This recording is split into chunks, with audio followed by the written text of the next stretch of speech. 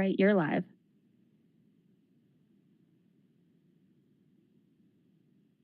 You're muted, Sage. Good morning, everyone. I'm Sage Turner, Chair of the Housing and Community Development Committee, and I'd like to welcome you to this special meeting of Strategic Partnership Funding, also known as SPF, and it's our applicant presentation day.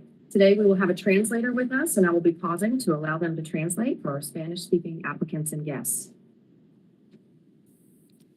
Hola, buenos días. Bienvenidos a la reunión de aspirantes a asociaciones estratégicas. Hoy estamos reunidos para escuchar las presentaciones y tenemos interpretación, así que voy a estar haciendo pausas para permitir la interpretación. All council members and applicants are participating virtually today. Hoy todos los participantes y los miembros del Consejo participan de forma virtual. We are streaming live on our virtual engagement hub, which is accessible on the front page of the city's website. Y estamos en vivo y se puede acceder a esta presentación desde nuestro website. We also have an option for calling in by dialing 855-925-2801. También tenemos la opción de ingresar vía teléfono llamando al número 855-925-2801. You'll be prompted to enter a meeting code, and that code is 9791. Y les van a pedir ingresar un código, y ese código para esta reunión es 9791. For those of you joining us today, welcome. Para los que están aquí con nosotros hoy, bienvenidos. I will now go through and introduce all council members and staff leadership. Ahora voy a seguir adelante y presentar a todos los miembros del Consejo y al Consejo de Liderazgo. Council and staff, as I call your name, please say a quick hello. Vice Mayor Smith. Miembros del Consejo y personal, cuando llamo su nombre, por favor digan hola rápidamente. Vice Mayor Smith. Good morning. Buenos días. Councilwoman Mosley. Good morning. Assistant City Manager Rachel Wood. Good morning. And thank you to other staff members who are participating and helping facilitate this process today. Y muchas gracias a los otros miembros del staff que también participan hoy y han estado ayudando a facilitar este proceso. Today, we will be hearing presentations from 31 organizations who are applying for SPF funds. Hoy vamos a estar escuchando presentaciones de 31 organizaciones que están aspirando a un fondo del SPF. Each project presentation will be given 3 minutes. Cada presentación de proyecto tendrá 3 minutos. Applicants, city staff will notify you when you've reached your 3 minutes. Para los aspirantes, el staff de la ciudad les va a avisar cuando han llegado los 3 minutos. During today's meeting, presenters will not take questions from the committee members, and there will not be public comment. Durante la presentación de hoy, los presentadores no van a responder preguntas y tampoco habrá lugar a comentarios del público. Staff will introduce each presenter by the organization name. El staff va a presentar a cada presentador con el nombre de la organización. Presenters, please keep your microphone muted and your cameras off until staff call your name. Presentadores, por favor, mantengan sus micrófonos apagados y sus cámaras apagadas hasta que llamemos el nombre de su organización. Okay, this is a special meeting for our applicant presentations only. Muy bien, esta es una reunión especial para las presentaciones de los aspirantes solamente. We will have our regular Housing and Community Development Committee meeting on July 19th.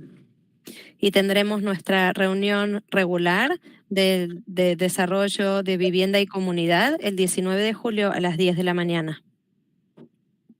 Our Assistant City Manager, Rachel Wood, will now provide us with a short overview and we will begin presentations. Nuestra asistente, Rachel Wood, nos va a ofrecer una vista general y luego continuamos con las presentaciones. Good morning, and thank you, Councilmember Turner. Buenos días y muchas gracias, concejal Turner. I want to first thank each of the applicant agencies for their work preparing applications for the Strategic Partnership Pilot Grant Program. Primero quisiera agradecer a todas las organizaciones aspirantes por preparar sus presentaciones para este programa hoy. The intent of this pilot program is to test recommendations that are being considered as a part of a more comprehensive restructure of the Strategic Partnership Program. El propósito de este programa es probar un nuevo modo de trabajo para este programa de asociaciones estratégicas. The pilot grant program has a refined scope from previous funding cycles and is targeted to fund programming that addresses the opportunity gap for low to moderate income school-aged youth. El programa tiene financiamiento que está pensado para programas que ayuden a la sociedad y a la juventud. Eligible agencies must be certified nonprofits or have a fiscal agent, and award minimums will be $20,000 per selected program. Las agencias que participen tienen que ser sin fines de lucro y con personería fiscal, y el financiamiento será como mínimo de $20,000. The city of Asheville has dedicated $355,500 in strategic partnership funds for the pilot grant program. La ciudad de Asheville ha separado 355,500 fondos para organizaciones. Following today's presentations, funding recommendations will be considered by the Housing and Community Development Committee at their 10 a.m. meeting on Tuesday, July 19th. Luego de las presentaciones en la reunión de hoy, las recomendaciones serán evaluadas por el Comité de Vivienda y Comunidad en la reunión del día 19 de julio.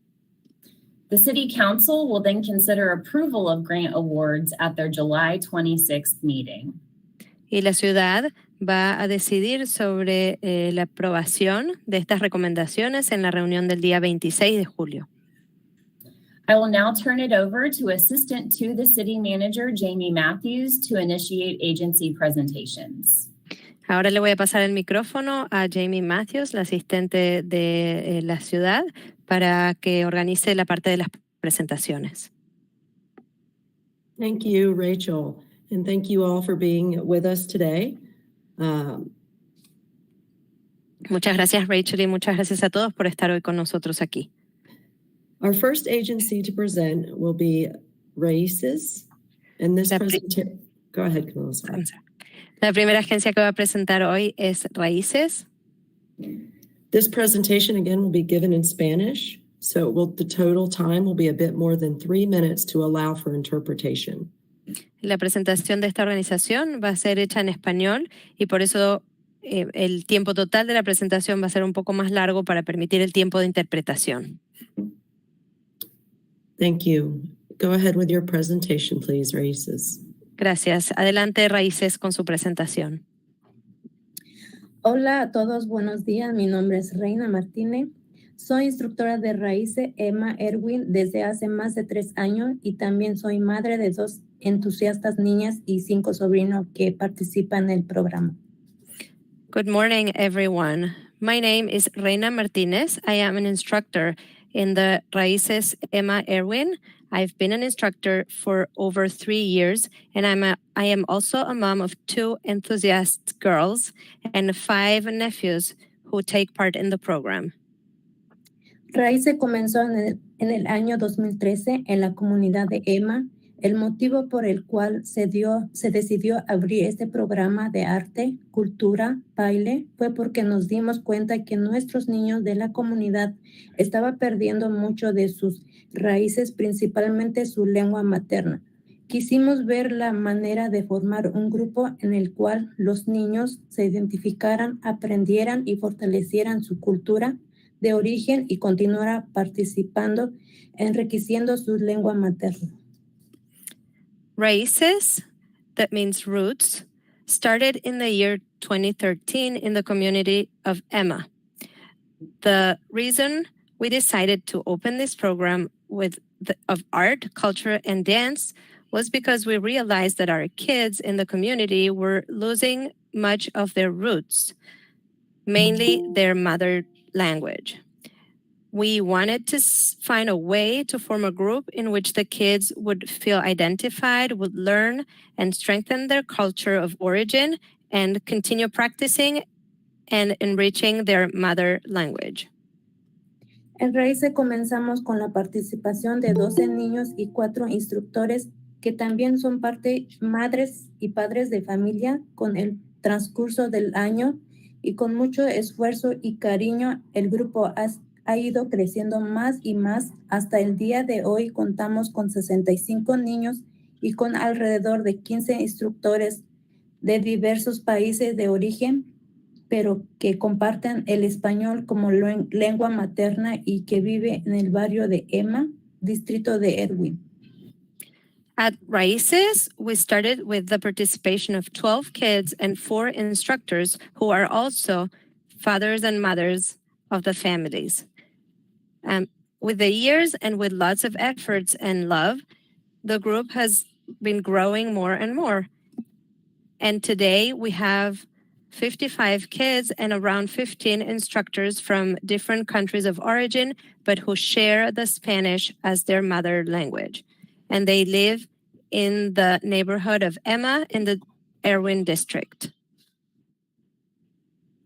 Mis hijas, mi familia y amigos de la comunidad forman parte de Raíces y veo el impacto que hay en ellas cuando están en el grupo compartiendo con niños de su mismo origen, ya que les ayuda mucho a tener un espacio donde pueden expresarse, sentirse seguro, identificarse y compartir ricas experiencias y aprendizaje que han heredado de sus ancestros.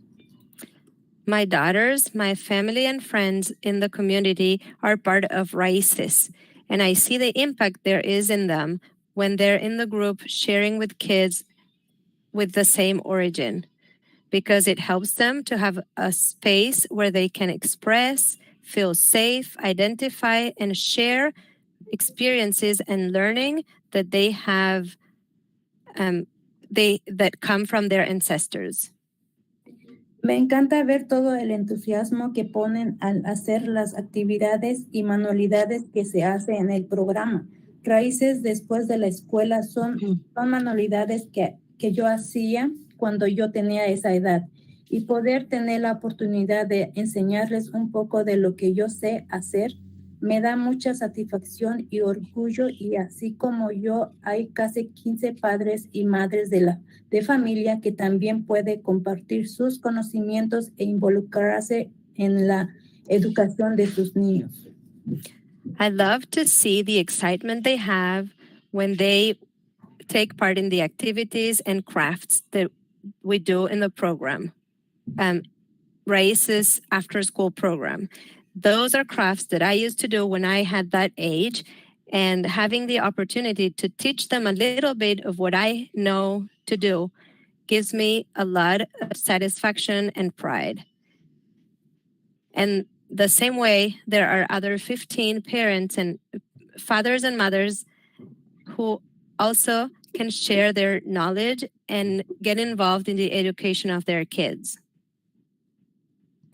Cada año tenemos más familias, niños y jóvenes de la comunidad queriendo ser parte de Raíces, pero no tenemos ni el espacio ni el recurso necesario para poder expandir más el grupo.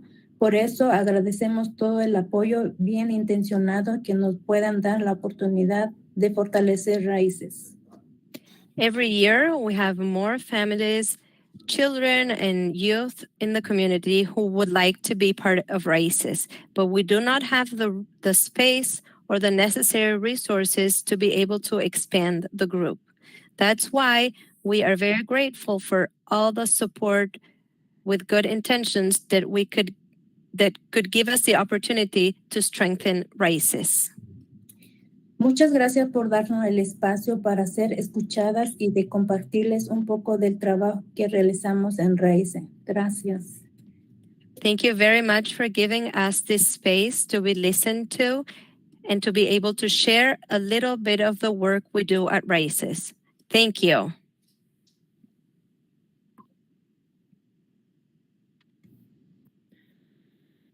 Thank you. And I'd like to note that at this time, the interpretation services throughout the meeting will not continue. So presenters, you will not need to pause for the interpretation during your presentation. However, there will be interpretation available on the YouTube when it is posted after the meeting. Thank you so much, Camilla, for assisting us today. You're welcome. Thank you. The next agency to present will be Leaf Global Arts. Hello, committee and partner organizations. My name is Heather Dyfel and I work with Leaf Global Arts. So thank you so much for your time, this time to share. You were a guest at my stepson's school today and helped them write. He drew a picture of you and was happy to see that you liked it and signed it. Also, you told him how good his rap was. And the whole experience made him come home saying, that was one of the best moments of my life. Thank you so much. It's not a moment I think he'll ever forget. A community high school parent shared these words after a Leaf Schools and Streets half-day workshop with teaching artist Cactus from Secret Agent 23 Skidoo. Cactus shared, it's a big ask to get kids to pour their hearts into an original rhyme and to rap it in front of each other, especially with such a wonderful time in their lives.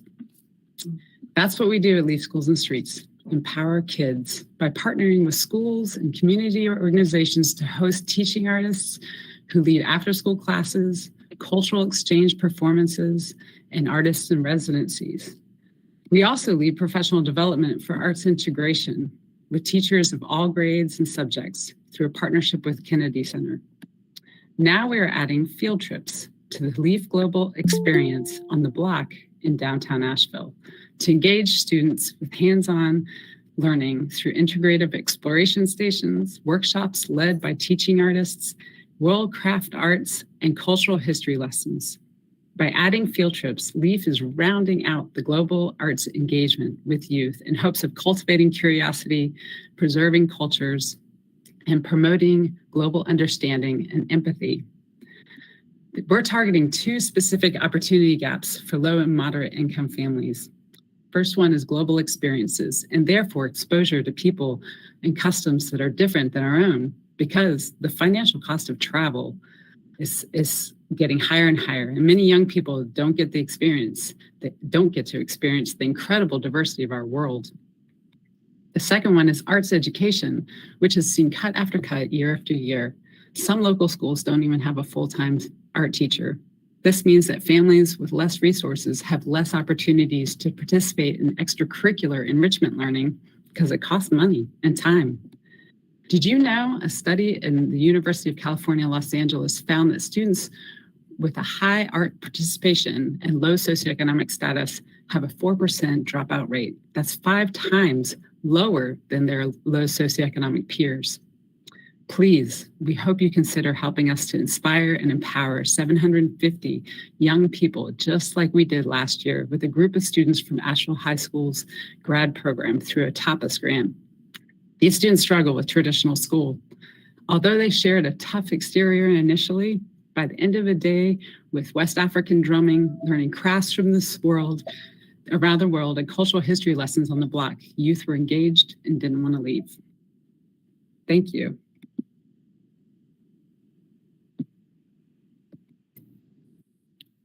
The next agency to present will be Partners Unlimited.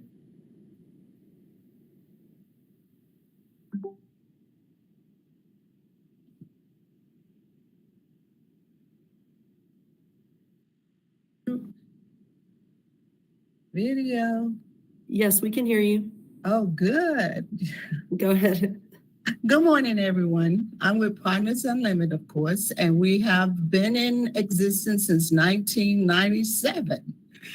Our program targets youth who are between the ages of 12 and 18, who may be involved with the court system. They may be in risk of being involved with the court system.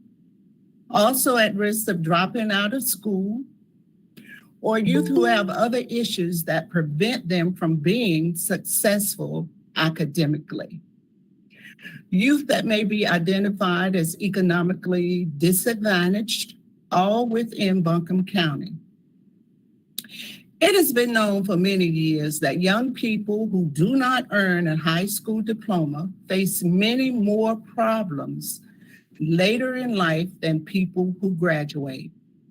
Dropouts are more likely to be unemployed, have poor health, live in poverty, be on public assistance, be single parents and or teen parents. They have a high risk of contacting STDs and becoming addicted to drugs. African Americans and Hispanics are at greater risk of dropping out of school than our white students and Asian American students.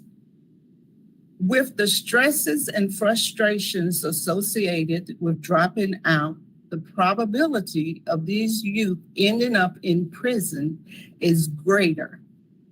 Past research has indicated that 82% of American prisoners are high school dropouts.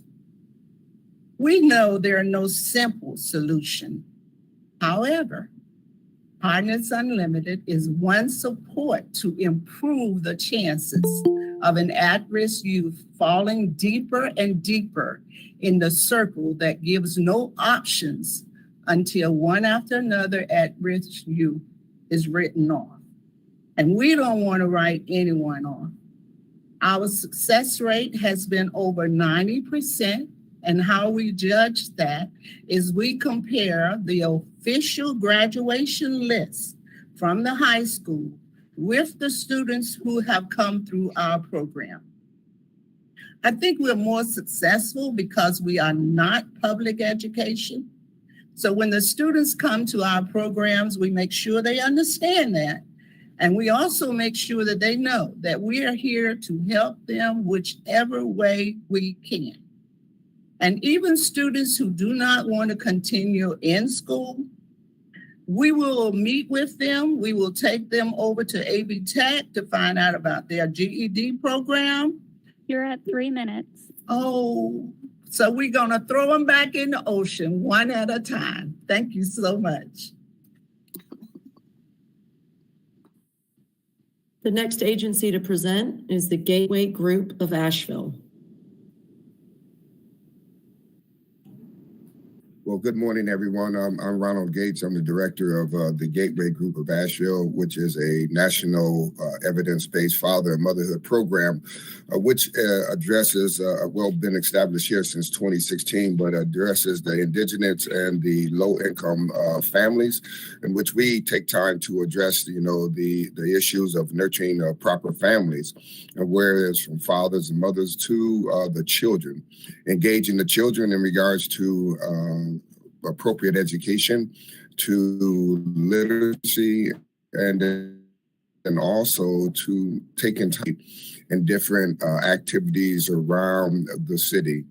Our program actually focuses in regards to the parenting, where we deal with the parenting, because if we don't start with the parents, then it'll also definitely affect the children. And so we do engage the parent with the parenting program that is in the court system, that is in judicial, along with Health and Human Services.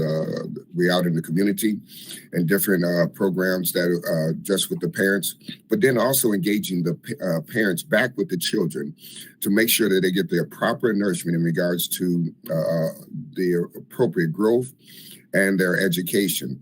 And so we at Gateway Group of Asheville just want to say thank you for this opportunity to share about the father and the motherhood program, but also how it engages or weaves in to the appropriate nourishment to our children. If we don't have an example to look at. We won't have an example at all. And so we set a good format and a direction for the children by dealing with the parents, the fathers and mothers. Again, we've been established in the court system with Health and Human Services through child support and other agencies, guarding the idea to be able to help parents and children get back in reunification, but also establishing the appropriate nourishment. So on behalf of Gateway Group of Asheville, I want to say thank you about the program. Thank you. The next agency to present is Literacy Together. Good morning. My name is Cindy Threlkeld. I'm the Executive Director of Literacy Together. Literacy Together has been providing literacy services in our community for over 35 years. It may surprise you to learn that 1 in 8 adults in Buncombe County read and write below the basic proficiency level, or a 3rd grade level. That means they struggle to read the label on a prescription medicine bottle, to fill out a job application, or read a bedtime story to their child. So it's no surprise that 43% of low-literate adults live in poverty. To address this, we need to ensure that all children learn to read in the formative years of K through 3rd grade. I applaud this committee for addressing the opportunity gap as your top priority. Closing the gap between Black and white students for grade level proficiency is a daunting task that is not just the responsibility of the school system, it requires the full engagement of the community.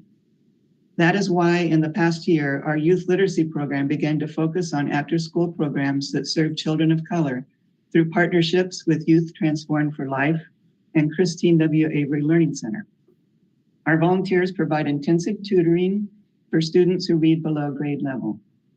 We use the same learning materials as Asheville City Schools based on phonemic awareness and a multi-sensory approach to reading to ensure that we complement what the students are learning in the classroom. Last summer, we piloted a summer reading program that recruited 14 young adults from age 16 to 21 for paid internships to be trained as reading tutors for grade school kids attending the YTL summer camp. We emphasized recruiting young adults of color to serve as role models and mentors. The students were pre- and post-tested by Title I reading specialists, and 93% improved their scores in at least one literacy area. This innovative program has a double benefit.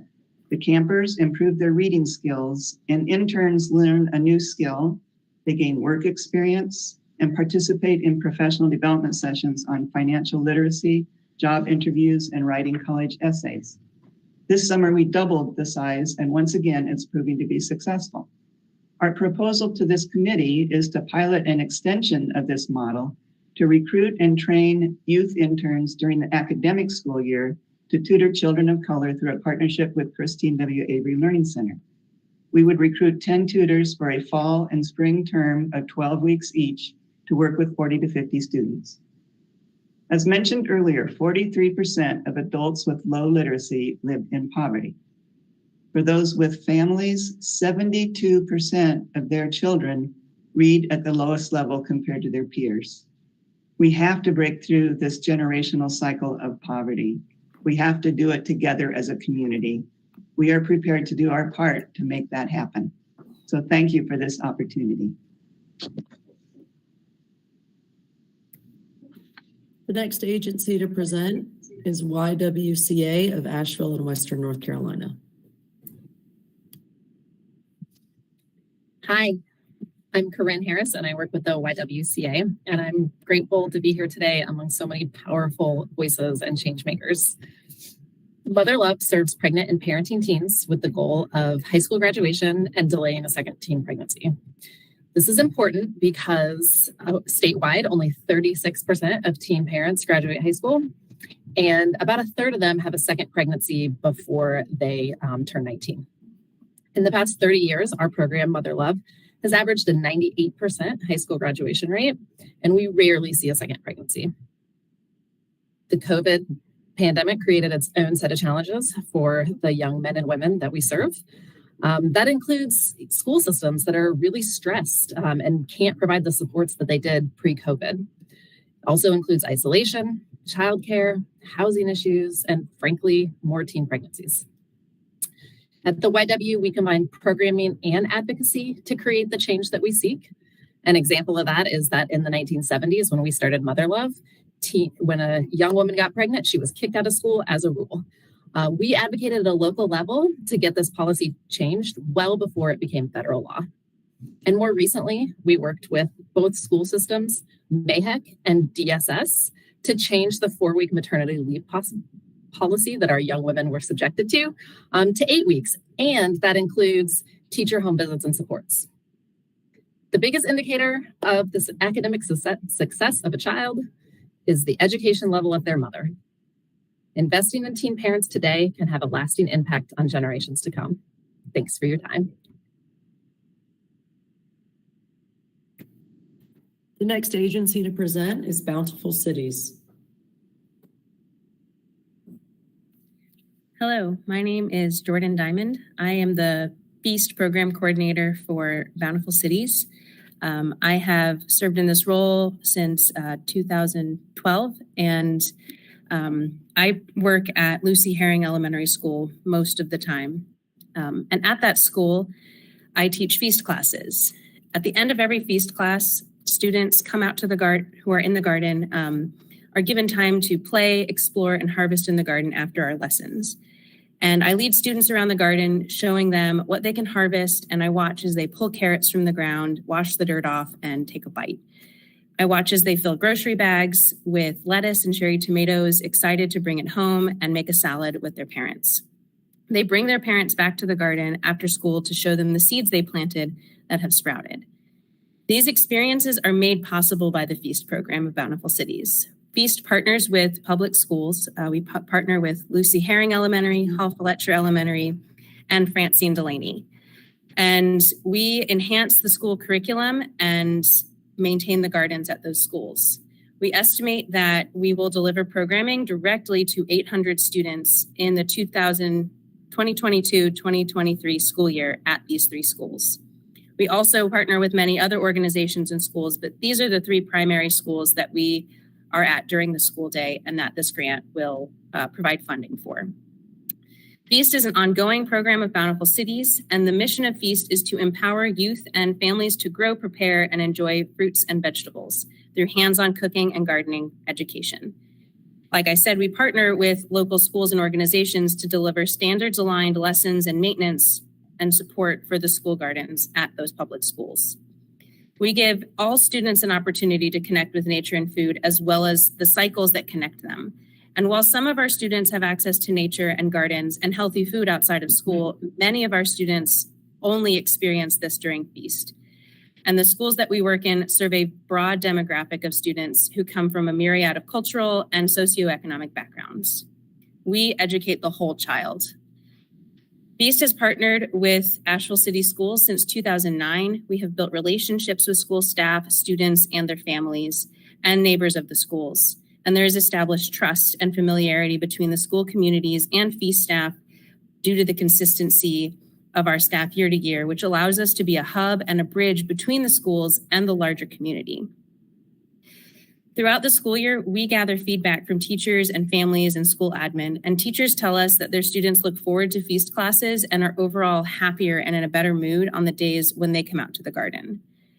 We breathe life into the school curriculum by bringing it outdoors and integrating math, reading, science, and social studies with growing and preparing food.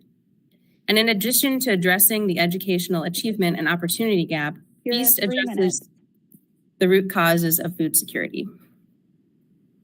Thank you so much for the opportunity to speak to all of you today. The next agency to present is the Riverfront Development Group. Can you hear me? Yes, we can hear you. Okay, I'm having difficulty with my internet connection. My name is Catherine Mitchell, and I'm Executive Director of Riverfront Development Group. We've been in business since 1996 with a number of community-related projects, including affordable housing and business services. In 2018, we took up a project which was initiated by the East End Valley Street Neighborhood Association, and it was called the African American Cultural Heritage Projects.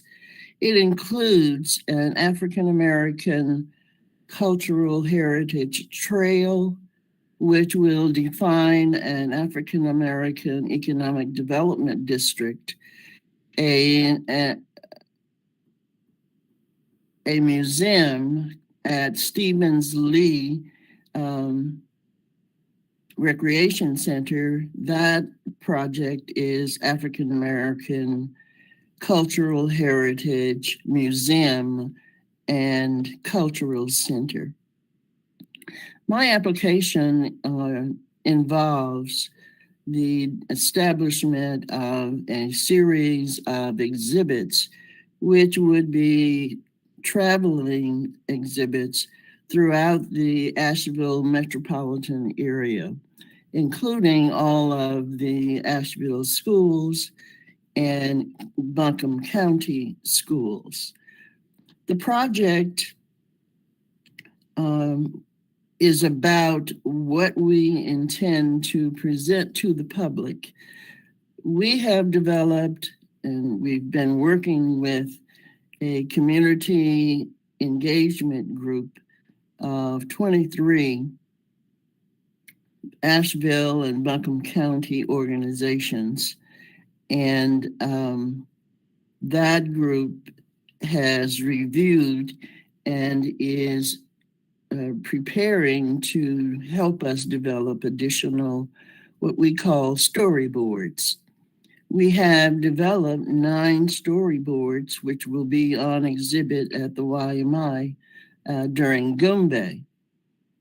The Tourism Development Authority has granted the project $100,000 for the development and upgrade of the Stevens Lee Recreation Center to accommodate the museum as a co-partner in the recreation center. You're at 3 minutes. I'm sorry. You're at 3 minutes. Okay. The project is something which has never occurred in the city of Asheville nor Western North Carolina. There is no African American Heritage or Cultural Center like this until you get down to Charlotte. This is a unique opportunity for Riverfront Development and the city of Asheville to present the... Thank you, Ms. Mitchell. We're at time. All right. You. The next agency to present is Ymca Health, Wellness, and Justice Collective. Good morning. My name is Michael Hayes. I am the Executive Director of Ymca Health, Wellness, and Justice Collective and the Program Director of Hope for the Future. What does hope mean? I'd rather you hear from the horse's mouth than hear from me. I can talk about it all day, but you have to see it to understand. When our children start to heal, other things can happen for them. Better things can happen for them. So the Hope for the Future program started off as a club at Irwin Middle School, and then it became a summer program because it is what our children from the middle school ask for. Now they want to have an after-school program, so it's imperative that the community provides what the community needs. So I'm gonna stop talking. So what does Hope for the Future mean? What does hope mean? Julie, why do you want to heal? Because trauma can hurt people and hurt people can also hurt people. Amari, why do you want to heal? Say it loud. To prevent substance misuse. Genesis, why do you want to heal?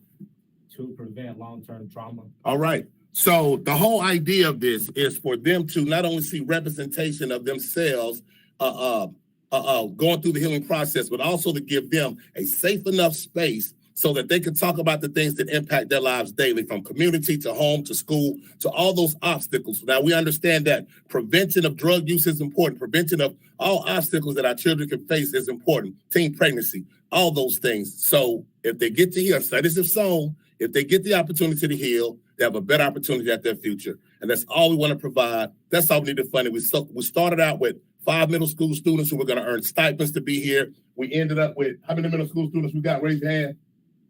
Yeah, we got about 23. We have 60 students all together. We should have just had 20, but we got 60 students, and we didn't advertise any of that.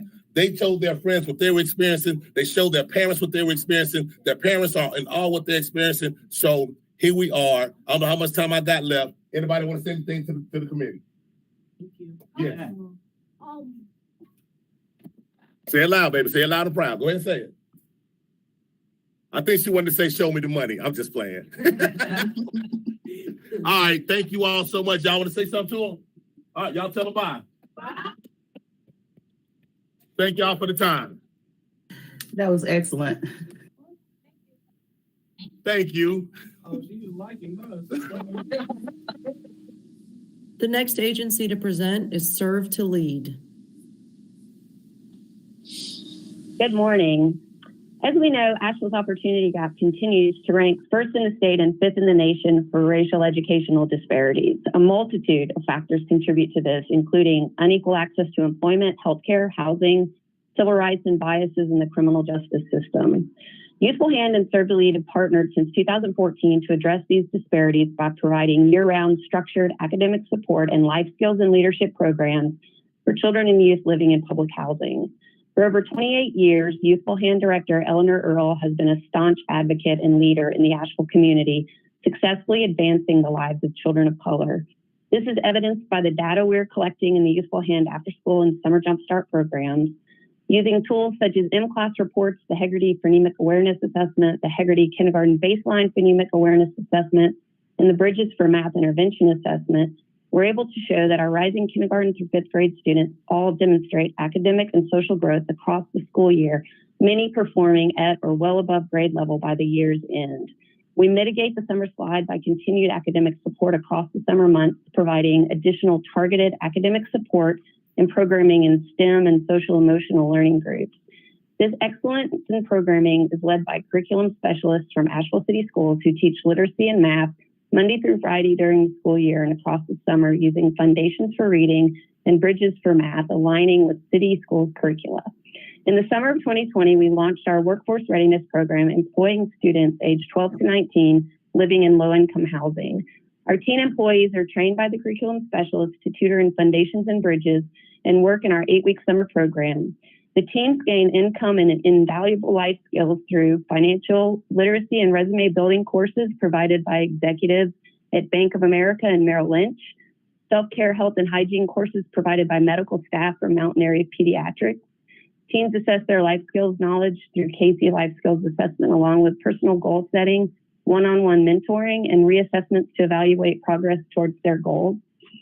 Students are introduced to larger social networks through spatial presentations, opportunities for scholarships, and shadowships, which would otherwise be unavailable to them. Since 2020, we've employed 42 youth and surrounded them with support for successful employment, including the provision of workplace attire, transportation, securing necessary documents such as state IDs, and assisting them in opening bank accounts. The grant funds we're requesting will support the expansion of our workforce development program from 8 weeks in the summer to 47 weeks across the school year in summer. Additionally, funds will be used to support our reading and math specialists as they instruct the children in the Youthful Hand program and build with them a solid foundation in early literacy and math, essential as we work together to successfully close the opportunity gap. Thank you for your time. The next agency to present is Black Wall Street, ABL. Hello, this is Jay Hackett. Can you all hear me? Yes, we can hear you. All right. The cost of living in Asheville is 11% higher than the state average and is 7% higher than the national average. Asheville housing is 19% more expensive than the U.S. average, and utilities are 5% higher. The Housing and Transportation Index shows that Asheville has zero energy efficient neighborhoods, which means that the people who work here oftentimes cannot afford to live here. And the opportunity or achievement gap that we see and experience, of which our children experience the short end of the stick.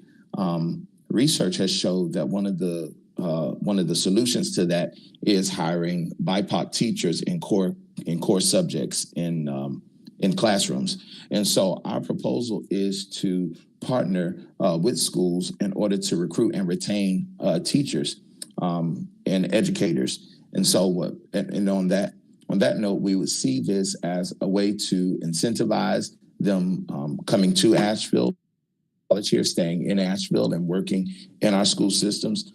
Because when students see leaders and teachers who look like them, they perform better. And also research shows that academically, the students perform better when they see people that are like them in classrooms. When we think about what the students need and where the students are going, we have to have people that understand that road. And so when we designed this proposal, we were thinking about supporting those BIPOC teachers that would choose to be in the classroom. And then on the other side, being able to support the achievement of our young people by hiring one of the students that came to Black Wall Street, is actually referred to Black Wall Street after being with, my daddy taught me that. And he came to the program and he ended up starting a business, and he made a few $1,000s and was able to purchase his own car out of cash. And upon graduation, he's deciding to stay in Asheville. This grant would allow us to hire him to lead this program. When we look at the partnership possibilities, Asheville can become a place where Black professionals can thrive, but it would not happen if we only focus on one side of the issue. The issue also includes how we can incentivize those people that are educators, both in the schools and in the communities. This grant allows us to do that and bridge the gap. By implementing this, we intend to support 50 Black youth in the Black Wall Street Junior Program to recruit and retain at least one educator, and then to incentivize those people that commit to educating Black youth through housing, stipends, transportation, incentives, and bonuses if they commit to educating Black youth. This together would create a scalable You're at model. 3 minutes. Thank you.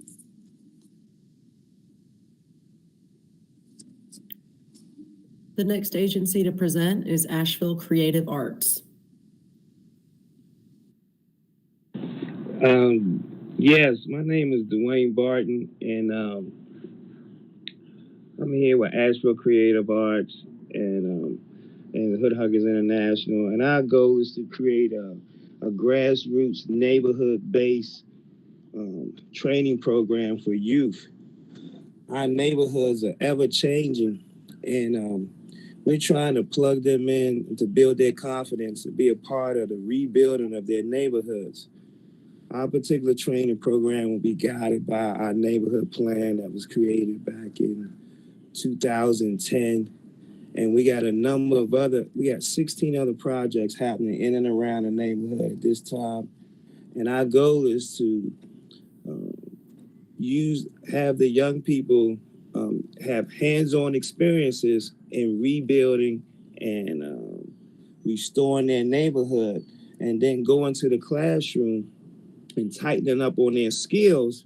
And then when they come back out of the school, out of the classroom, they come back in the neighborhood to work on the highway expansion, the future renovation of the basketball courts, and giving them hands-on experience that build confidence. And we also been paying young people for some time to do the work in their neighborhood. So how do we build their capacity, their confidence, and connect with school groups and other youth organizations happening in and around the city? Our first attempt to this grew into a program that was 18 to 24, but we feel like we really need to focus in on those earlier young people and just start the building from there. We're also doing a time, talent, and treasure map of our neighborhood and looking for other neighborhood residents to add capacity to what we're doing. We have a number of new homes and new people moving into the neighborhood, and our goal is to connect them into our work and continue to maintain over 4 different green spaces and a number of infrastructure buildings that's already in the neighborhood.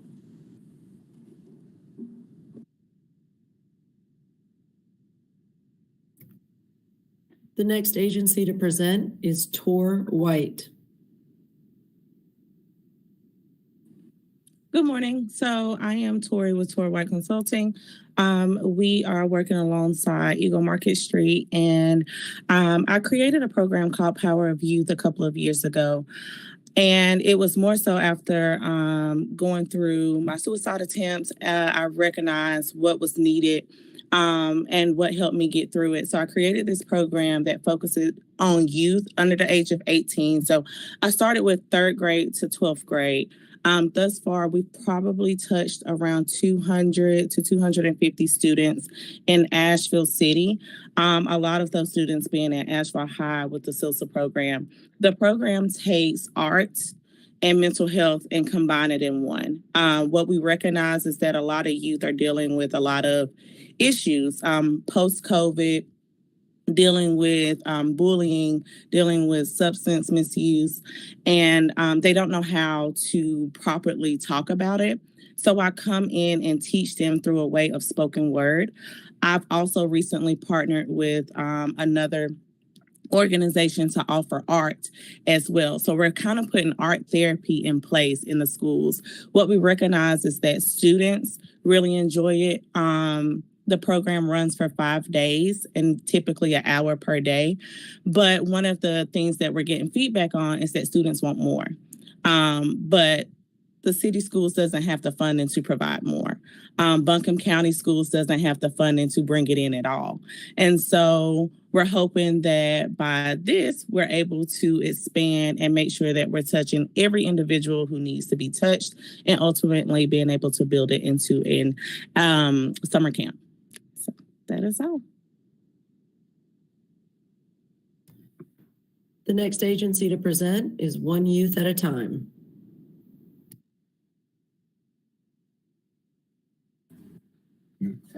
Good morning. Good morning to all of you.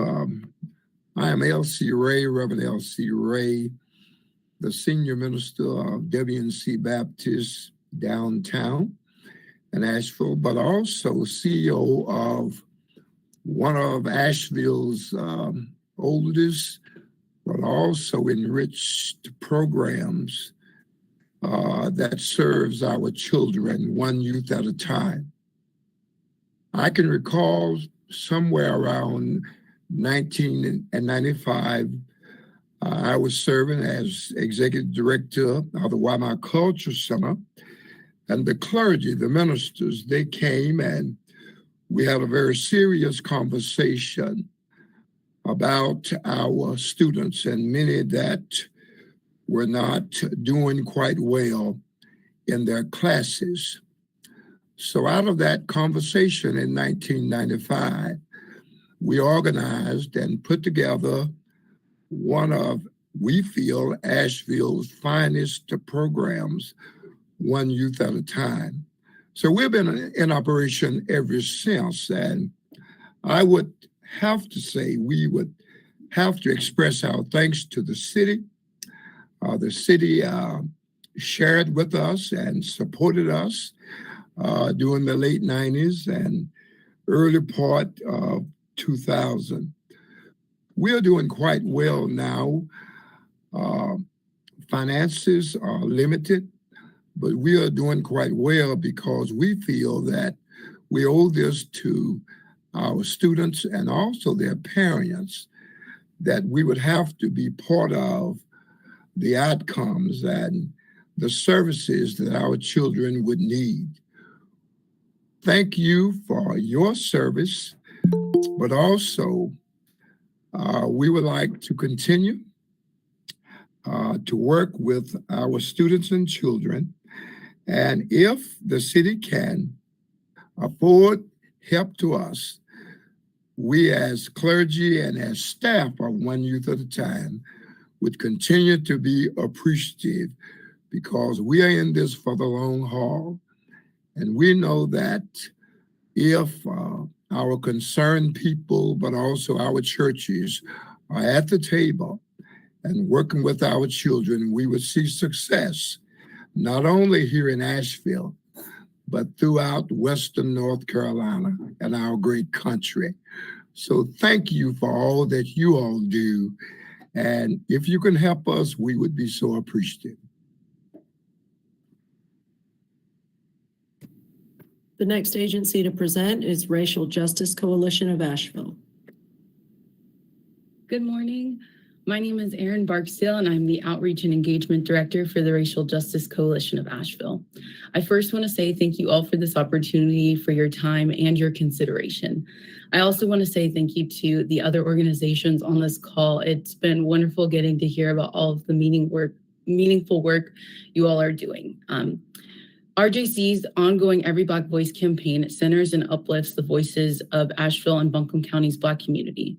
This campaign aims to fill the gap in evidence regarding the process of change and the perceived and real impact of the Reparations Commission on systems, structures, and the lives of African Americans. It will also provide insight on what the Black community would like to see from the reparations process and their current perceptions of the reparations process. Rather than claiming to speak for the Black community, RJC centers the voices and needs of the Black community at its core and regularly engages in outreach.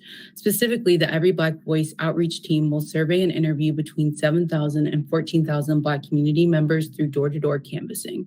Additionally, RJC will host community tabling events and block parties in various parts of the county to reach folks who aren't identified by address or are unhoused.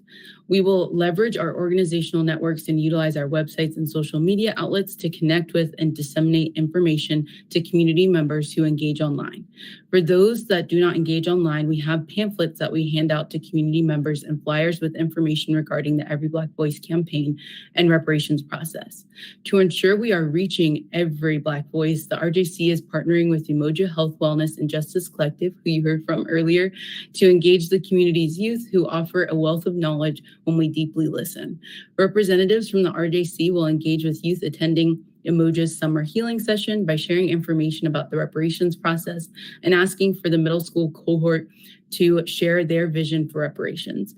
Students will be invited to sit on panels during the described community engagement events, attend and share their thoughts at Reparations Commission meetings, and engage in healing work so that they can use their voice to offer solutions to the opportunity gap.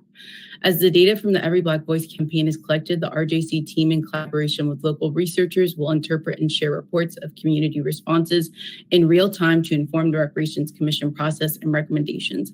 Our goal as an organization and in this campaign is to prioritize modeling accountable and sustainable practices and relationship between participants, leadership, and partners involved in our community.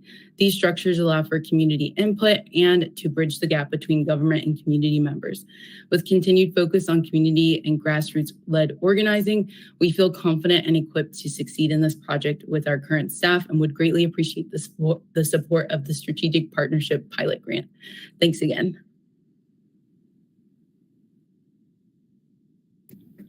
The next agency to present is Pisgah Legal Services. Hi, my name is Molly Maynard. I'm a staff attorney at Pisgah Legal Services, and I'm here for our Children's Law Project. It's not always immediately intuitive to people how a legal aid organization can have a children's law project when most of our clients are not children themselves. But at Pisgah Legal, the issues that we help families address are those of basic needs, like having safe and secure housing, preventing domestic violence, and meeting other basic needs. We see that these issues deeply impact families and their children and their ability to succeed.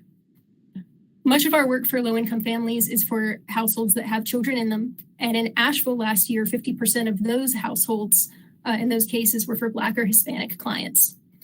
Racial disparities in Asheville have been well documented across many areas, including income, education, health outcomes, housing, and criminal justice due to historical disinvestment. And those are some of the issues that we help with. Our work allows us to be connected to the communities that are most impacted by those issues. For example, evictions can lead to instability, to disruptions in education, and even to homelessness. Preventing or delaying an eviction by providing representation in a court case can avoid that disruption and the trauma that goes along with it for the family and the children. We also see that poor housing conditions caused, for example, when a landlord doesn't meet their legal obligations, can lead to injury, illness, embarrassment, and low self-esteem for kids. Exposure to mold can exacerbate asthma or cause headaches that make it difficult to focus at school. Having a house that's not in good shape can make it hard to have friends over. Legal representation can improve those conditions and remove those unnecessary and unjust obstacles for children. Our domestic violence attorneys help clients obtain and maintain custody of children where their safety is compromised, preventing child abuse. We're also able to help with domestic violence protective orders where a child or a parent is a victim of abuse. Domestic violence has devastating effects on children's well-being, and children who experience violence in their homes are much more likely to have adverse outcomes like suicide attempts and drug abuse. Our attorneys also help with obtaining legal status for immigrants, which can enable immigrant parents to work, increasing their income and accessing additional benefits for themselves and their children, as well as just increasing stability and security for the household. Preventing illegal creditor harassment, obtaining or preserving other needed benefits like food stamps, which of course has a huge impact on families' ability to succeed, are some of the other things that our attorneys are able to help with.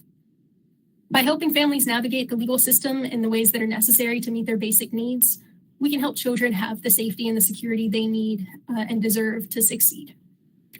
Thank you, and thank you for, I just really enjoyed everybody's presentations. Thank you very much. The next agency to present is Asheville Symphony Society, Asheville Symphony Orchestra. Hi, everyone. My name is Daniel Krupe. I'm the Executive Director of the Asheville Symphony. Thanks so much for your time today. I'm here to tell you about the ASO's project, our Young People's Concerts in 2023. So these Young People's Concerts are 2 full orchestral concerts in downtown's Thomas Wolfe Auditorium for over 4,000 fifth graders enrolled in Buncombe County schools and Asheville City schools. These concerts are part of a 4-year program where we take musical ensembles of string instruments, wind instruments, brass instruments into local elementary schools for kids in 2nd, 3rd, and 4th grade. The idea is to expose all the students in our region to different instruments and then provide them with this full orchestral experience in 5th grade through these Young People's Concerts. So these programs are further supported by an instrument scholarship program where we put instruments in the hands of kids that can't afford them, as well as our Asheville Symphony Youth Orchestra that provides performance opportunities for students from elementary to high school. So the goal is to develop a total pipeline here with in-school ensembles for 2nd, 3rd, and 4th grade, Young People's Concerts in 5th grade, instrument scholarship programs, and our youth orchestra with scholarships available in those subsequent years. And all of these programs are intended to help fill the opportunity gap in public school music programs, many of which have been trimmed or greatly reduced at public schools in particular over the last decade. So this year's Young People's Concerts are our most compelling ever. They feature the entire Asheville Symphony Youth Orchestra performing side by side with professional members of the Asheville Symphony itself. And we have the special guest participation this year of traditional music superstar and multi-Grammy Award winner Bela Fleck performing with both ensembles. So this is an incredible opportunity for kids to see one of the titans of traditional music and bluegrass with a professional symphony orchestra. So this is not just a free concert for kids. This is multifaceted. It's a side-by-side performance of the youth orchestra with the professional symphony, giving those kids an experience of performing alongside professional musicians. This is an opportunity for every 5th grader in the region to see kids their age performing in the youth orchestra and inspiring them to participate and apply for a scholarship. This is a chance for those same 5th graders to see one of the kings of bluegrass, Bela Fleck, live in concert. And it's an opportunity for the kids in the youth orchestra to play alongside Bela Fleck. That's a musical opportunity they will never repeat again. Not to mention, this is the culmination of a 4-year pipeline to get kids invested in music.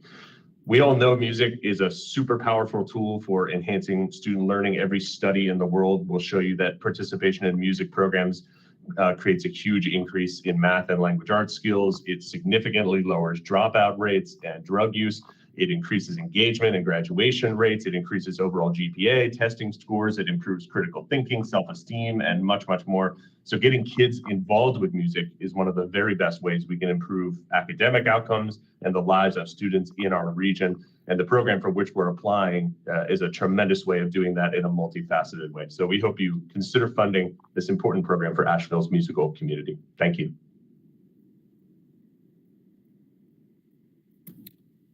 The next agency to present is JM Pro TV.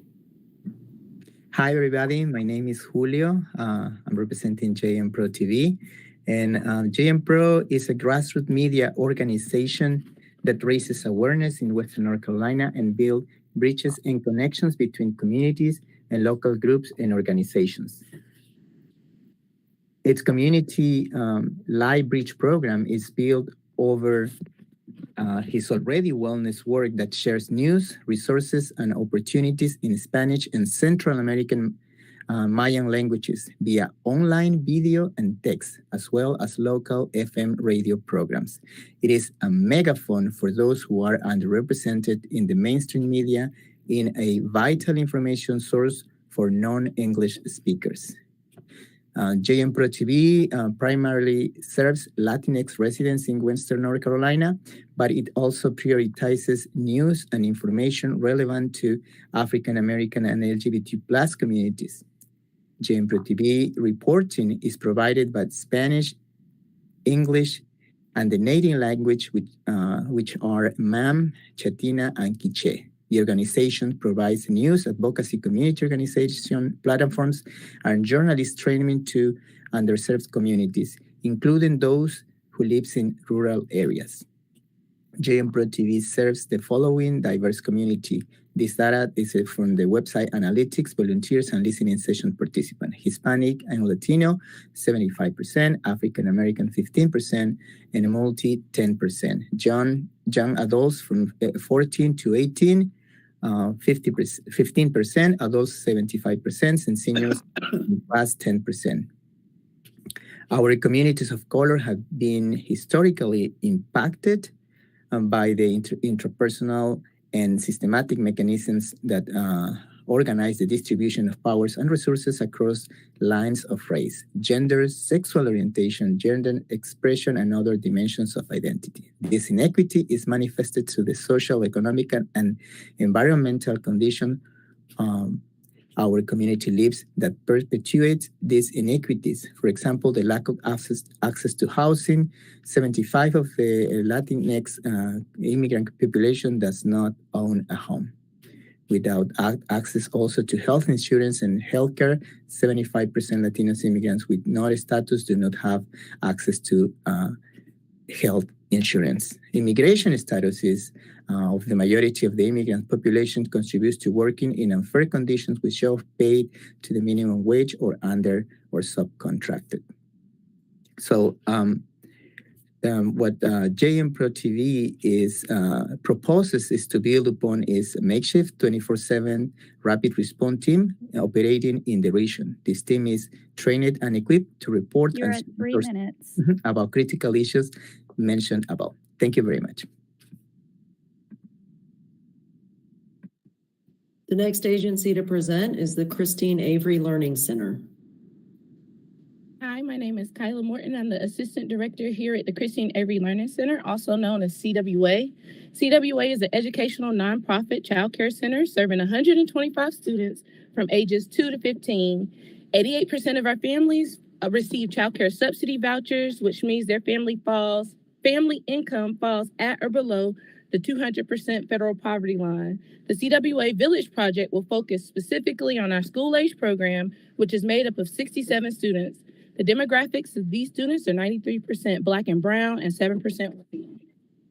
Hello, my name is Jasmine Bright, and I'm the Business Operations Manager at the Christine Avery Learning Center. Most of us have heard the saying, it takes a village to raise a child. The CWA Village Project will help expand that village for some and create that village for others by providing students and their families with resources to help them not only survive, but thrive in a society that leaves so many behind. The Village Project is a 3-tier program that will meet the most critical needs plaguing our families. The program will provide academic tutoring, enrichment supplies, social and emotional support for children who need assistance regulating behaviors, as well as support families by providing parent development workshops focused on culturally relevant best practices for supporting children's academic success and social and emotional development.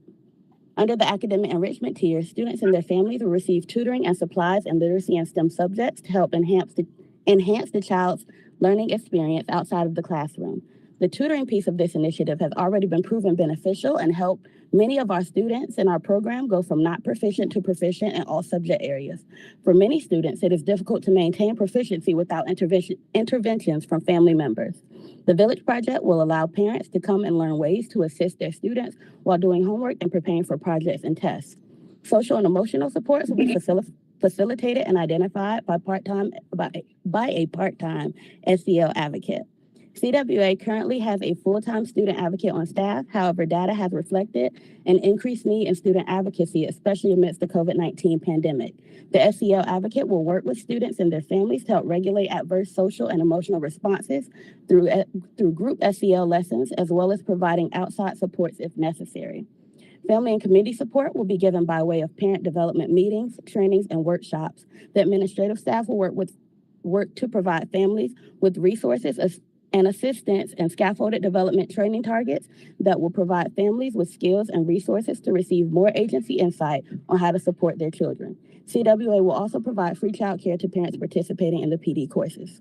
In order to accomplish these goals, CWA will partner with a therapist like me for SEL trainings. We'll also partner with Reconnect Resource for Resilience to provide parent development courses. We'll partner with Literacy Together to assist in tutoring our students and our families and providing families with resources. We'll also partner with Buncombe Partnership for Children to help provide outside resources such as therapeutic services. At the Christine Avery Learning Center, we are invested in supporting the child holistically and are focused in creating programs that extend beyond the surface issues. The Village Project will help us achieve this goal. Thank you. The next agency to present is KL Training Solutions. My daddy taught me that. Hello, and thank you for having me. Good morning, everyone. My name is Keenan Lake, and I am representing My Daddy Taught Me That. My Daddy Taught Me That is a youth development program. We've been operating for the last 10 years. We just celebrated our 10th year anniversary July 1st. Through enrichment, college career readiness, mentoring, and job training, we are leading the way with our youth. One of the things that we're doing to address the community opportunity gap, in 2020, we made national news for the pod program that we started over at the Asheville Mall with our youth. One of the things that we've done, we actually partnered with the Asheville City Community Foundation to bring in tutors for our kids and youth so they can learn and do things. And in 2020, what we did, we paid our youth to do that. And so that's how we made national news.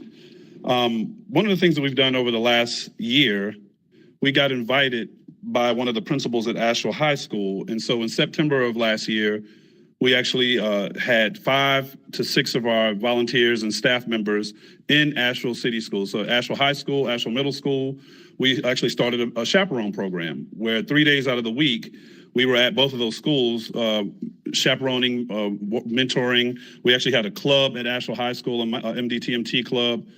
And so being able to help with this, address this opportunity gap, being able to be in the spaces to do so, we have prided ourselves on that.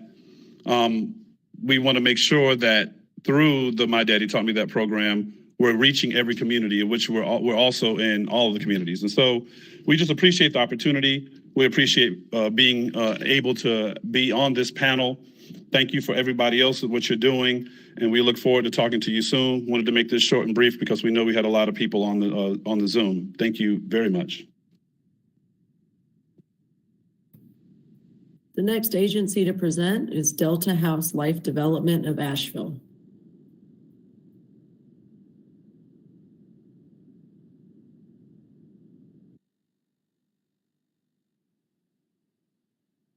Ms. Whitesides, I think you're on mute. We can't hear you.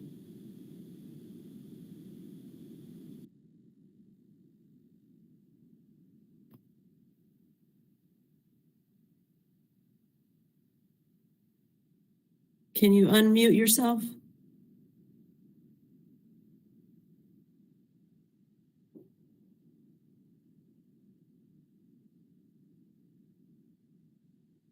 Okay, we'll move on to the next and reach out to Ms. Whitesides. The next agency is Asheville Art Museum. Hey everybody, my name is Susan Henley and I'm the School and Family Programs Manager at the Asheville Art Museum. Thanks for taking the time to share all of the projects you guys are working on. I just moved here a couple months ago, so this is really refreshing and cool to hear about what's going on here. The Asheville Art Museum, in partnership with Beloved Asheville, requests grant funding to provide free community art classes, museum tours, develop student exhibitions that highlight the work of the program participants, and provide professional development and training for the museum and staff, and contract educators to develop group projects with local artists and educators. This partnership will be a new initiative for both the museum and beloved Asheville. As the only accredited nonprofit visual arts museum serving all 24 counties of Western North Carolina, the museum provides widespread access to otherwise unavailable arts-based educational programming. In its 74-year history, the museum has developed several innovative multidisciplinary programs that help children internalize core competencies in math, language arts, and personal development through experiences with visual arts.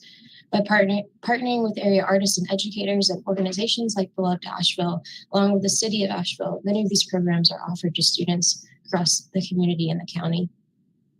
This new initiative is expected to expand the museum's reach into the underserved communities of Asheville by providing much needed art-based programming that supports creative thinking, self-esteem, literacy, community building, and art making, as well as identifying the museum as an inclusive community space for locals of any background to enjoy educational programming, connecting with others through art, providing food, art supplies, staff, and space to ensure accessible and welcoming environment for low-income and unhoused residents. These populations face daily inequity due to a lack of affordable healthcare, housing, inflation, etc. And according to the National Alliance on Homelessness in 2020 Congressional Assessment, African Americans represent 13% of the general population, but account for 39% of the people experiencing homelessness, and more than 50% of homelessness families with children in beloved Asheville serves a diverse population, primarily including these populations. Since the physical expansion beginning in 2016, the museum and staff has dedicated time and energy to these initiatives and will be able to support new programming funding from the city. Thanks for the opportunity to present and share and be a part of this process with the strategic partnership.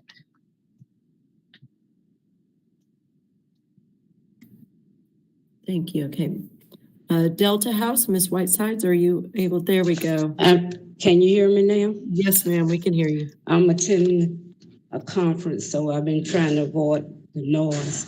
But I'm Shirley Whitesides, and I'm representing Delta House Life Development of Asheville Incorporated. And we have been providing services for students and families since 1983. Delta House is asking for support of our after-school program, and that program is Delta House LEAP for Success, and LEAP stands for Learning Through Expanded Academics and Arts Program. Through this program, we will provide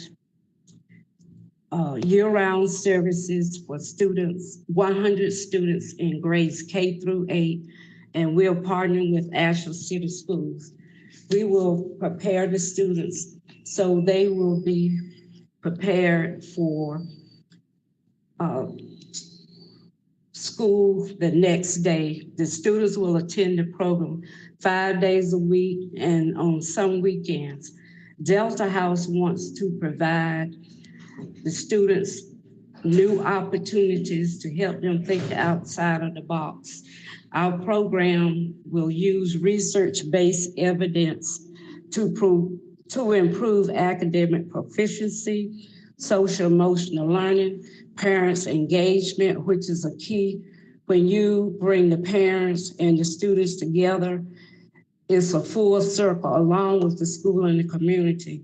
And over the years, we have done that, and we have been able to see progress. For now, Delta House is going to focus on grades K through 8th grade so that the students will be prepared when they get to the high school so they won't have to take remedial work, and they'll be able to graduate, go on to college, or come with a productive career that will also help them to be creative and be productive adults. Some of the things that we will be doing with our program, we need help with transportation, art supplies. We will have professional artists certified teachers. We will provide tutoring. We will have staff development to make sure that this staff is learning and know how to support the students. And one of the key things to help our students to perform and think outside the box. We want to help them improve their academic performance and offer enrichment activities, access to technology, help them with social and emotional wellness, provide summer programs, and have parent involvement. And when we say parent involvement, we want to provide classes for the students as well as support the parents. Thank you. Your time is up. Okay. Thank you. The next agency to present is YMCA of Western North Carolina.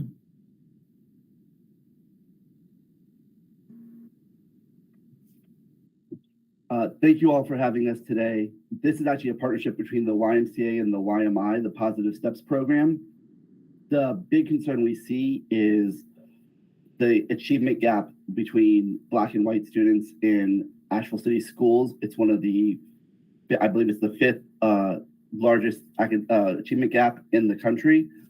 So the Positive Steps program is for students ages 11 to 18 to improve not only academically, but social emotional skills and some awareness of business metrics in order to not only exceed academically, but in career, college, wherever the next steps take them. It provides a lot of leadership opportunities to build skills through mentorship, to see folks like themselves represented and able to succeed. It has had one cohort so far. This will be the second cohort starting this fall. In order to build those skills, there will be things such as aquatics training, for lifeguard training, for safety around water programming, for business management, those kinds of skills. There will also be nutrition education to help guide them when they're on their own.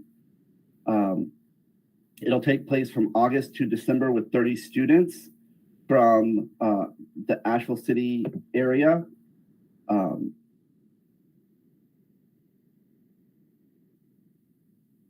The long-term goal is to ensure that they are gainfully employed after they complete the program. Right now, of the 17 people who have gone through the program, 6 have already found gainful employment. The quality mentorship and community engagement, we know, has a powerful impact on youth across personal, academic, and professional situations. So we want to be able to increase that with team building skills so they can interact with one another, so they can build their community back up together. They'll include trainings around money management, career preparation, and some college and entrepreneurial mindset trainings. Thank you all again for having us today. We look forward to talking to all of you and all the other programs that are just amazing in our community. Thank you. The next agency to present is Read to Succeed of Asheville Buncombe. Good morning. Read to Succeed was founded in 2010 by lifelong civil rights activist Isaac Coleman with a mission to help close the race-based opportunity gap through community-powered literacy program that engages children, family, and community partners. Educational outcomes for Black children are a function of their unequal access to vital educational resources and opportunities. There is no achievement gap. It's an opportunity gap. And when given the opportunity, children will achieve. Science shows us that 95% of children have the cognitive ability to learn to read, no matter their background, race, or socioeconomic status. Only about a third of fourth graders across our country and state read at a proficient level. For Black students in our own Western North Carolina community, the number is closer to 23%, and this data is pre-COVID. The purpose of this grant is to fulfill our mission of community-powered literacy program to help close the race-based opportunity gap and to extend our partnership with the Eddington Center and to support Black families by training, educating, and supporting the staff here. We also distribute research-based and culturally relevant reading materials to support literacy in the community and at home. Read to Succeed connected with Arthur R. Eddington Center Chosen Pods in mid-2021. The Eddington Center serves between 80 and 100 students year-round. Through our partnership, we have rooted and blossomed relationships with leadership, staff, and students. And through observations and listening sessions, program collaboration, training, and continuing education, through family reading events with families and students. The Eddington After School Summer Program staff have completed over 450 hours in literacy training and continuing education with R2S, learning the fundamentals of how children learn to read and how to best support young readers in after school and summer programming. Our goal is to support students in making gains in foundational early literacy skills across the school year: letter naming, phonemic awareness, phonics, reading of letter sounds, and of whole words. We also hope to see improved motivation and confidence in reading and learning among the students here at Eddington Center as an effect of our community literacy support program. Thank you. The next agency to present is the Asheville Museum of Science. Good morning. My name is Amanda Bryant. I'm the Executive Director at the Asheville Museum of Science, and we strive to spark imagination and foster lifelong curiosity in science, technology, engineering, art, and math, also known as STEAM. We do this through museum exploration at our downtown location, through school field trips. We go to schools and support their in-school programming and after-school programs. We do this through camps and through our STEAM engine, a program where we bring this type of education to our partners. We're one of the only family-friendly places in downtown Asheville, and we know that museums are critical to the success of a healthy community. We do not do this alone, but as a hub for our community partners who serve our community in such meaningful ways, many of you who are on the call today, and I'm honored to be here with you. STEM access saves lives and it enhances lives. We also know that by 2030, 80% of all jobs will require STEM skills, emphasizing the urgency for supplying these opportunities to our community youth. The partnership would allow Amos the opportunity to meet students where they're at. We all know that education is a critical factor for long-term reduction in poverty and inequity. Many stats have been shared today. The school system is an important piece of this solution, but schools cannot do this alone, and they do not work in a vacuum. They need additional community resources where whole families have access to a wide variety of learning opportunities, and where students and parents alike are inspired to learn and achieve higher goals. Amos aims to address this opportunity gap in Asheville by empowering more residents of the city to access the museum and its education programs.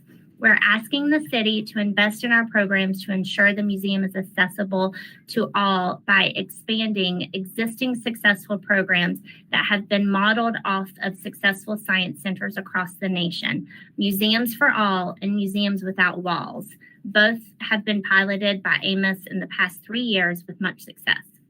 Our goal is to provide free museum admission to low-income families, provide low to no cost STEM outreach programs where our education team goes throughout the community and supports existing programs, many on here today, including attending community events and providing low to no cost field trips to our area school system.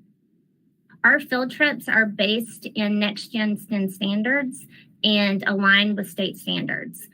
We focus on topics that are harder to teach in the classroom: climate change, sustainability, weather, water protection, clean water, and we do this as a partner with educators and tailor those programs based on their needs. Amos has more requests than we can meet, and due to limited resources exacerbated by COVID and impacts of operations cost. We thank you for considering this request, and we look forward to continuing to be a good partner. The next agency to present is Chosen Positive Opportunities Develop Success. Hi, I am representing the Chosen Pods located at the Eddington Center. Chosen POS is the acronym for Positive Opportunities to Develop Success. We believe that when giving our youth a positive opportunity, we are then giving love, hope, and an honest chance, not just within our program, but within life. PODS is also a reminder of our purpose and what we strive to provide. We currently serve 113 kids. Our targeted population are the youth that live within our local housing communities. Our staff here at Chosen PODS also consists of residents from the housing community, in addition to college students, college graduates, high school students, and former educators. This diversity within our staff helps to maintain and build a positive community rapport. Also, our staff is not only relatable and familiar, but they also are figures that our kids can see themselves in. We train our staff in social and emotional learning as well as restorative practices. And we believe in meeting our children where they are by providing equity before equality. When addressing social and emotional traumas as well as behaviors, it makes it easier for our kids to then focus, learn, and retain information during their academics. We have teamed up with outside professionals and different resources who have also helped to train our staff and give the necessary tools so that we can then teach our children in areas such as math and literacy. This has been applied in our summer program schedules currently, Monday through Thursday from 9:30 a.m. into 11:30 a.m. These services also continue through our after-school program, which then we also provide one-on-one tutoring services. Chosen PODS serve the children that make up the achievement gap. However, we do our best to obtain the resources to address it. Our goal is progress, not immediate change. In closing, as an Asheville native, I have some of the same experiences that our children and families encounter daily in this community. I'm an Asheville City Schools alum. I have also attended as well as formerly worked in local after-school programs. And as an adult, I've worked in many settings with children and families, such as an IA at Asheville Middle School, and now as one of the Asheville City Schools school social workers. I can say without hesitation that this program is one of the few spaces that people of color can be their authentic selves and be celebrated, not just tolerated. Thank you for your time. The next agency to present is Ymca Cultural Center. Hi, I'm DeWanda Little. I'm the executive director of the Ymca Cultural Center. We are known for supporting several youth organizations across Asheville and Buncombe counties, being very intentional about the support of youth organizations of color. We are, and right now in the midst of supporting the Upfront Management Sports Youth Program that has been in existence for over 22 years. This is a collaborative project that we are doing in collaboration with our Leadership Academy and working with them and our other partners such as also Positive Changes Youth Ministries around the College Aspiration Trip. And we have Cassandra on here who will speak more to this. Cassandra?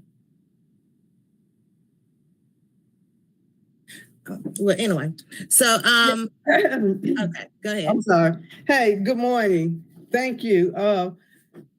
Yes, I am Cassandra Ingram, and the Ymca Leadership Academy in collaboration with Upfront Management Sports Program. And the purpose of this youth mentoring program is to improve the lives of the youth through leadership. We are planning,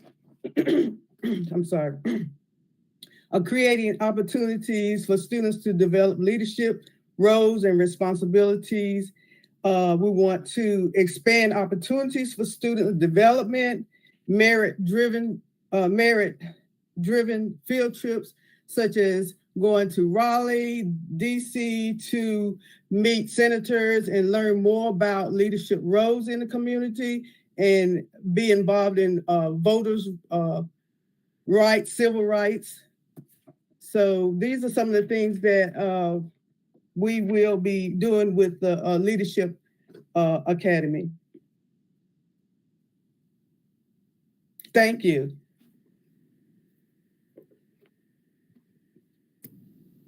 The next agency to present is Aspire Youth and Family. Good morning. My name is Robin Frazier, and I'm the Associate Executive Director for Aspire Youth and Family. And I apologize, my camera is not functioning. Aspire Youth and Family has two programs that SPF funds would be used for. The first is our Kids at Work program. And Kids at Work focuses on interpersonal skill building and hands-on culinary training. This program provides soft skills training, mentorship, career readiness, as well as a vocational training aspect. The interpersonal skills taught have proven to make a difference not only in the present day life of youth, be it at home or in their school environment, but also in their ability to obtain employment and maintain success while in the workforce. The technical skills learned in the culinary arts portion of the class provide a solid foundation for those youth to maintain this gainful employment. The bonus to the Kids at Work program is that we guide the youth in studying for and becoming ServSafe certified upon class completion. This allows the youth to get their foot in the door at a higher wage than one who is not certified, and it also provides them the opportunity to get on the management track within a relatively short amount of time. With this certificate, they have something valuable to fall back on. Likewise, the Connection program is a program we deliver in partnership with another nonprofit, Creative U, which is our audio and production training class. In this class, youth learn to write music, create beats, edit podcasts, all of which are highly marketable skills in today's world with all the new technology that is coming out. This skill set also allows youth to obtain a viable income now in the present. They don't have to be 18 years of age like they did in the past in order to get these kind of skills and get income. Low-income families typically did not have exposure to these opportunities, and at Aspire, we provide that opportunity. These skills can be transferred to working at a local TV station, radio station, or being the audio person for their local church and other local events. And they can also help out with YouTube productions, much like we are on today. So we help to broaden their exposure and give them skills to earn a living. So what do both of these Aspire programs have in common? They both target lower income youth in the city of Asheville, and both are helping to close the opportunity gap for these youth. Both programs are overcoming the barriers usually faced by low-income youth, like transportation. Many of these youth did not have transportation, so couldn't participate in after-school programming. And we close that gap by providing transportation to and from class, and we also provide all the materials they would need, be it uniforms, computers, and oftentimes food boxes. Both of our programs are creating more opportunity for Asheville City kids and bringing minority youth into the spotlight and equalizing opportunities for everyone, regardless of socioeconomic status. With our programs, we have created an environment of engagement, inclusivity, and the elimination of what were once longstanding barriers for Asheville City youth, and enabling these youth You're to at get 3 minutes. Thank you. The next agency to present is Asheville Writers in the Schools.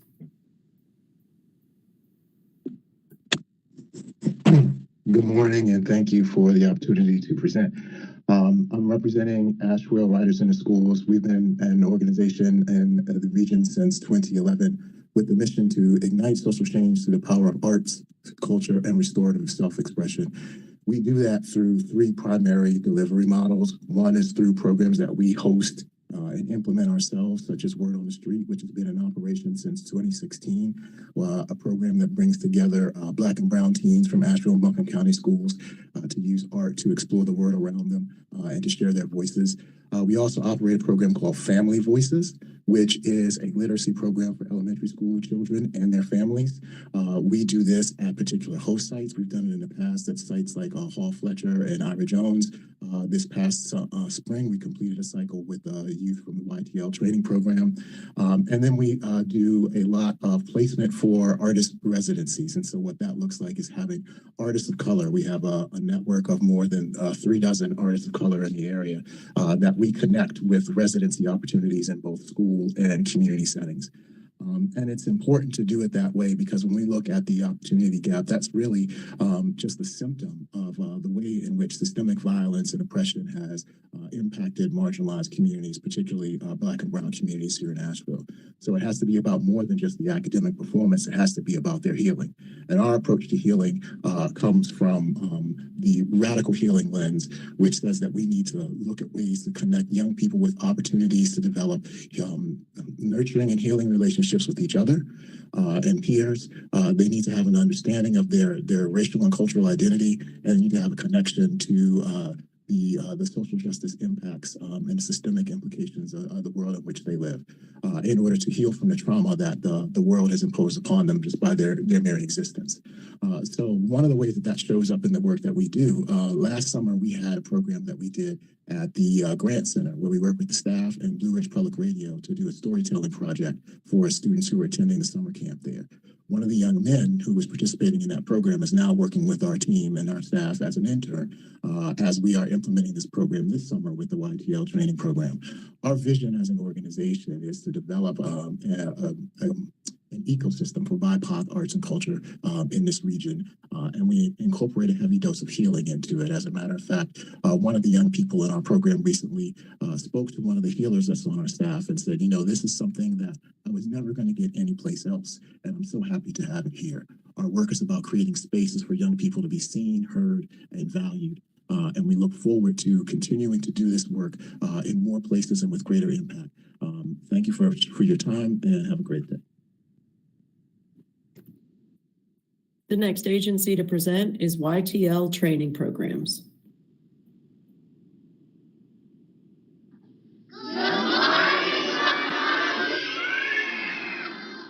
All right. Good morning, everybody. My name is Libby Kyles, and I am the co-founder, former executive director, and current board chair of YTL Training Programs. I just wanted you to see our kids this morning. I interrupted their tutoring so they could say good morning to you all. So YTL was founded in 2014, and we've been working in our community for the past 8 years, working with our students who are academically, socially, and sometimes emotionally wounded. YTL employs former participants, high school scholars, UNCA students, parents, and currently we have 82 scholars registered for summer programming with 62 to 68 attending daily. Through our programming, our scholars receive 2 hours of academic support daily. Through partnerships with organizations like Literacy Together and with paid tutors, we provide individual and small group support. In addition to academics, YTL partners with organizations including Asheville Writers in School, Feast, Asheville on Bikes, and the Rosa Walker Initiative to provide STEM education, nutritional education, physical education, and arts education. Our students are learning to manage their social and emotional health, and they're learning to use the arts as a means of self-expression. I wanted to share some of the comments that we've received this year from our parents and our teachers. In addition to doing summer programming, which we have 2, Grace for Teens and Roses and Moss, we also do after-school programming and we do advocacy programming. I had to come out the building quickly because kids are really loud. So these comments are from parents. I think being there to support my son helped him, and coming to the teachers' meeting helped keep him in school. Having that communication between the advocate and my children's teacher and myself was really valuable. So we employ advocates that go into the school system. They work with teachers, they work with parents, and they pull everyone in community together to make sure that the students that they're working with have all the support and the resources that they need. From some of the teachers that we've worked with in the past year, the teacher said the student grew in reading. She worked closely with YTL staff, and that help was invaluable. Another teacher said the student knowing that there was communication, accountability between the adults in his life was necessary, and it changed the dynamics. Another teacher stated, L started the year extremely behind in academic areas. The consistency of YTL created the bridge from school to after school and home. L did more homework, independent reading, and improved her foundation of learning. Having that support from YTL was beneficial. Communication with R about L was critical in her academic growth. She bridged the gap between school and parents. Students that are so far behind as L was entering third grade needs all You're the at 3 support. minutes. Thank you all. Have a great day. Our final presentation will be from Green Opportunities. Hello, my name is India Pearson. I am the Finance and Operations Deputy here over at Green Opportunities. Our mission is to empower marginalized communities towards sustainable employment through training, service, and support. We enable through education. We believe in personal and economic empowerment. We believe in the power of community, and we love fully without judgment. So we're here to present our Go Skilled Trades program, which is also known as Trades Academy. It started as a pilot program in April of 2021, where we offered soft skills training, leadership development, financial literacy. Some of the other trainings offered was in solar, carpentry, plumbing, painting, electrical. You did receive your first aid certification and an OSHA certification. So because of the pilot success, we'd like to extend our programming throughout the year. Part of its success was due to offering of stipends, the paid on-the-job training and apprenticeships, partnerships, and the creation of pathways leading to employment and education opportunities.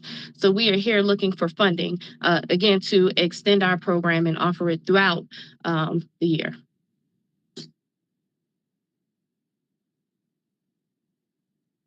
Okay, everyone, thank you so much to our presenters for being with us today and for all of you that stayed on to hear such great and wonderful and exciting projects and hopes for the community. We will not be asking any questions today or expecting anything else of you. We will be meeting again, I believe the date is 2 weeks from today, and reviewing this. So once again, just a big thank you and a special thank you to Camila for helping us with translation. And with that said, we are adjourned, and if you have any questions, presenters, you can follow up with city staff, and we'll do our best to get back to you as soon as possible. Thank you, everyone, and have a great day.